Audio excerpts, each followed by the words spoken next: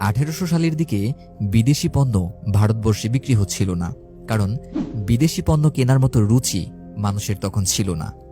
৩৫ বছর পর মানে 1835 সালে আধুনিক শিক্ষার জনক লর্ড ম্যাকলে বলেছিল, এমন শিক্ষায় এদেরকে শিক্ষিত করব যার উদ্দেশ্য হবে চামড়ায় ভারতীয় কিন্তু রুচিতে ইংরেজ।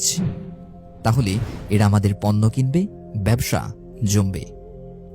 এর ঠিক ৬৫ বছর পর অর্থাৎ এক প্রজন্ম পর আধুনিক শিক্ষায় শিক্ষিত হয়ে ২০ লাখ বিদেশি পণ্যের ক্রেতা তৈরি হয়ে গিয়েছিল। বদলে গিয়েছিল ২০ লক্ষ মানুষের রুচি। মানুষের রুচি বদলে দেওয়ার মাধ্যমে পৃথিবীকে আজ এরা কোথায় নিয়ে এসেছে।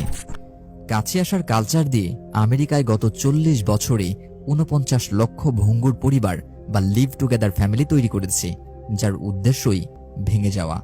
এদের প্রথম সন্তান জন্মের পর ৬৫% বাবা মা